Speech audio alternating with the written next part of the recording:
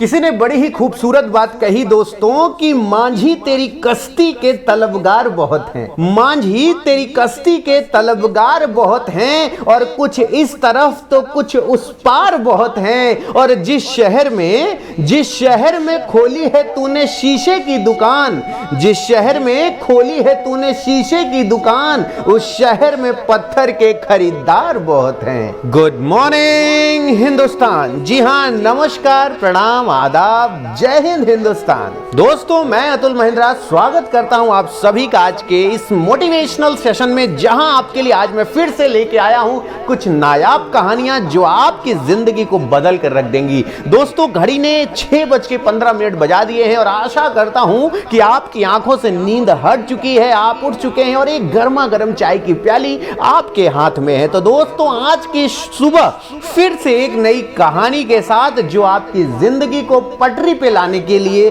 काफी होगी। तो चलिए दोस्तों, देखते हैं कि आज अतुल सर ऐसी कौन सी कहानी आपके लिए लेके आए हैं जो आपके जिंदगी में एक नया मोड़ लेके आएगी, एक नया आयाम लेकर आएगी। तो आइए शुरुआत करते हैं आज की इस कहानी की। दोस्तों, किसी शहर के रेलवे स्टेशन पर एक भिखारी रहता था। वह वहां आने जाने वाले रेलगाड़ियों में बैठे यात्रियों से भीख मांगकर अपना पेट भरता था। एक दिन जब वो भीख मांग रहा था तो सूट बूट पहने एक लंबा सा व्यक्ति उसे दिखा।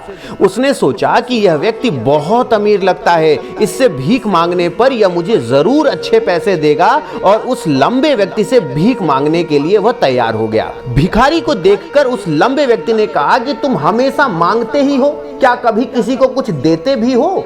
भिखारी बोला, साहब मैं तो भिखारी हूँ, हमेशा लोगों से मांगता ही रहता हूँ, मेरी इतनी औकात कहाँ कि मैं किसी को कुछ दे सकूं। लंबा व्यक्ति बोला कि जब किसी को कुछ दे नहीं सकते हो तो तुम्हें मांगने का भी कोई हक नहीं है। मैं एक व्यापारी हूँ और लेन देन में ही विश्वास करता हूँ। अगर तुम्हारे पास मुझे कुछ देने को हो तभी मैं तुम्हें बदले में कुछ दे सकता हूँ। तभी वह स्टेशन आ गया और जहां पर उस लंबे व्यक्ति को उतरना था वह ट्रेन से उतरा और चला गया।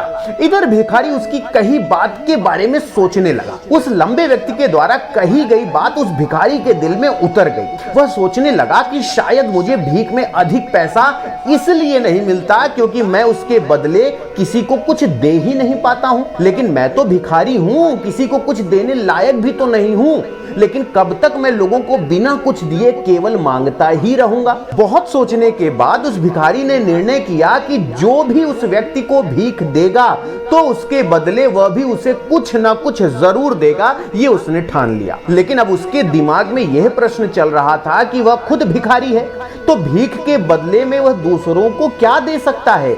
इस बात को सोचते हुए 2 दिन हो गए, लेकिन उसे अपने प्रश्न का कोई उत्तर नहीं मिला था। तीसरे दिन जब वह स्टेशन के पास बैठा हुआ था तभी उसकी नजर कुछ फूलों पर पड़ी जो स्टेशन के आसपास के पौधों पर खिल रहे थे। उसने सोचा, क्यों न मैं अब लोगों को भीख के बदले कुछ फूल दे दिया करूं। उसको अपना यह विचार अच्छा लगा और उसने वहां से कुछ फूल तोड़ लिए। अब वह ट्रेन में भीख मांगने पहुंचा।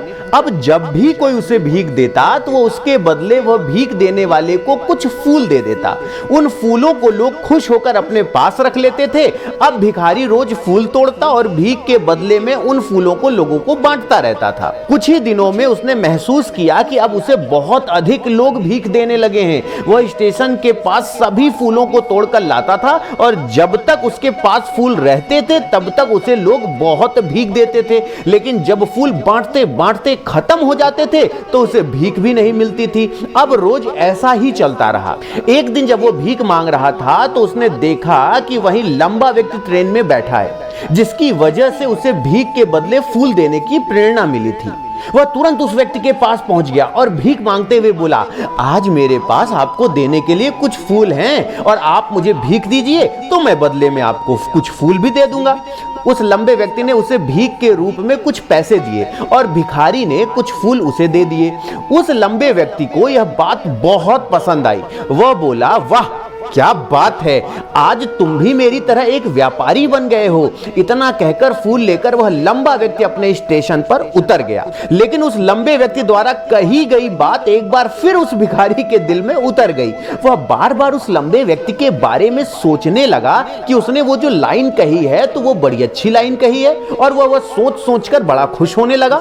उसकी आंखें अब चमकने लगी। उसे लगने लगा कि अब उसके हाथ सफलता की चाबी लग गई है, जिसके द्वारा वो अपने जीवन को बदल सकता है। वो तुरंत ट्रेन से नीचे उतरा और उत्साहित होकर बहुत तेज आवाज में ऊपर आसमान की तरफ देखकर बोला, अरे मैं भिखारी नहीं हूं, मैं तो एक व्यापारी हूं, और मैं भी उस लंबे व्यक्ति जैसा बन सकता हूं, मैं भी अमीर बन सकता हूं। लोग ने उसे देखा, सोचा कि यह शायद भिखारी पागल हो गया है, और अगले ही दिन वह भिखारी उस स्टेशन पर फिर कभी दिखाई नहीं दिया।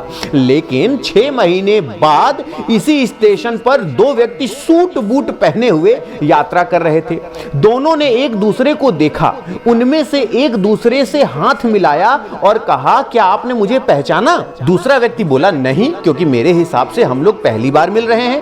पहला व्यक्ति बोला, अरे नहीं, आप याद तो कीजिए सरकार, हम पहली बार नहीं बल्कि तीसरी बार मिल रहे हैं। दूसरा व्यक्ति बोला, मुझे याद नहीं, वैसे हम पहले 2 बार कब मिले थे? अब पहला व्यक्ति मुस्कुराया और बोला, अरे हम पहले भी 2 बार इसी ट्रेन में मिले थे, और मैं वही भिखारी हूं जिसको आपने पहली मुलाकात में बताया था कि मुझे जीवन में क्या करना चाहिए, और दूसरी मुलाकात में बताया था कि मैं वास्तव में कौन हूं। और दूसरा व्यक्ति मुस्कुराया और अचंभित होते हुए बोला, ओह, याद आया, तुम वही भिखारी हो ना जिसे मैंने एक बार भीख देने से मना कर दिया था, और दूसरी बार मैंने तुमसे कुछ फूल खरीदे थे, लेकिन आज तुम ये सूट बूट में कहां जा रहे हो और आजकल क्या हो रहा है? तब पहला व्यक्ति बोला, हाँ, मैं वही भिखारी हूं, लेकिन आज मैं फूलों का एक बहुत बड़ा व्यापारी बन गया हूं, और इसी व्यापार के काम से ही दूसरे शहर जा रहा हूं।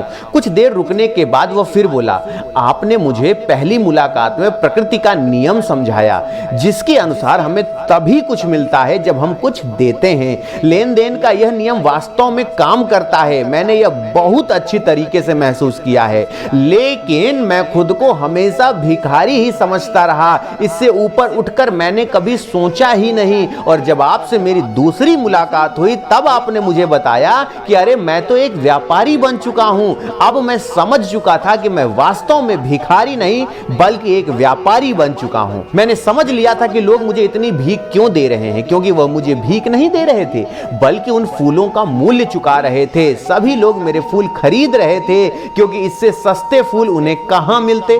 मैं लोगों की नजरों में एक छोटा सा व्यापारी था, लेकिन मैं अपनी नजरों में भिखारी ही था। आपके बताने पर मुझे समझ में आ गया कि मैं एक छोटा व्यापारी हूं। मैंने ट्रेन में फूल बांटने से जो पैसे इकट्ठे किए थे उनसे बहुत से फूल खरीदे और फूलों का व्यापारी बन गया। यहाँ के लोगों को फूल बहुत पसंद है, और उनकी इसी पसंद ने मुझे आज फूलों का एक बहुत बड़ा व्यापारी बना दिया। दोनों व्यापारी अब खुश थे और स्टेशन आने पर साथ उतरे और अपने अपने व्यापार की बात करते हुए आगे बढ़ गए। दोस्तों, इस कहानी से हमें बहुत कुछ सीखने को मिलता है। कहानी में लंबा व्यापारी गिव एंड टेक के रूल को बहुत अच्छी तरीके से जानता था। दुनिया के सभी बड़े व्यापारी इसी लाइफ रूल का यूज करके बड़े व्यापारी बन पाए हैं। इस फॉर्मूले को उसने भिखारी को भी बताया। भिखारी ने इस नेचुरल रूल को अपना लिया और इसका असर उसके जीवन में साफ दिखाई भी देने लगा। वह जान चुका था कि उसे क्या करना चाहिए, लेकिन अपनी छोटी सोच, नैरो थिंकिंग जिसे कहते हैं, के कारण वह खुद को भिखारी मानता रहा। वह स्वयं को ही नहीं पहचान पाया और अपने आत्मसम्मान, सेल्फ रिस्पेक्ट को ही नहीं जगा पाया, जिसकी वजह से वो अपनी थिंकिंग भी नहीं बदल पाया। दोस्तों, कहते हैं छोटी सोच और पैर की मोच कभी भी इंसान को जिंदगी में आगे नहीं बढ़ने देती।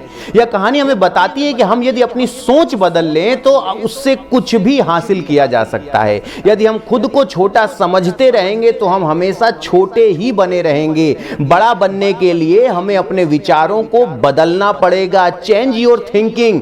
हमें खुद के बारे में बड़ा सोचना होगा, तभी हम बड़े बन पाएंगे। कहानी में भी भिखारी खुद को भिखारी ही समझता रहा और भिखारी ही बना रहा, लेकिन जब उसे पता चला कि वह तो एक व्यापारी है तो उसने अपना विचार बदला और अपने बारे में विचार बदलने से उसका जीवन भी बदल गया।